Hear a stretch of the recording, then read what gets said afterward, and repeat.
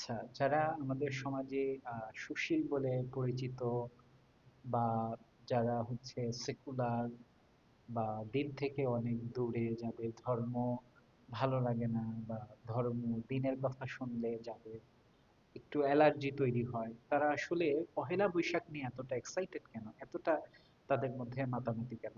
আসলে শূন্য স্থান কখনো খালি থাকে না। গ্লাসের মধ্যে হয়তো পানি থাকবে বা বাতাস থাকবে, কোন একটা থাকবে।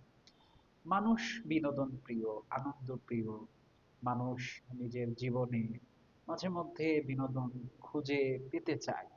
তো আল্লাহ সুবহানাহু ওয়া তাআলা মুসলিমদের জন্য দুটি ঈদ দিয়েছেন। তো যারা দিন থেকে দূরে, যারা সুশীল বলে পরিচিত, যারা সেকুলার, তারা কি করবে?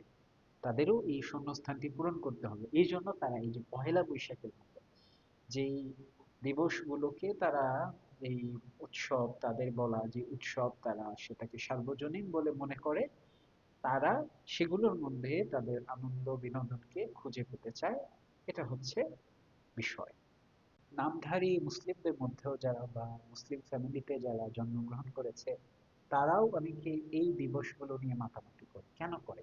কারণ আল্লাহ সুবহানাহু ওয়া তাআলা আমাদের আনন্দ বিনোদনের জন্য আমাদেরকে দুটি দিন দিয়েছেন, দুটি ঈদ দিয়েছেন। এই ঈদগুলো তারা যথাযথভাবে পালন করে না।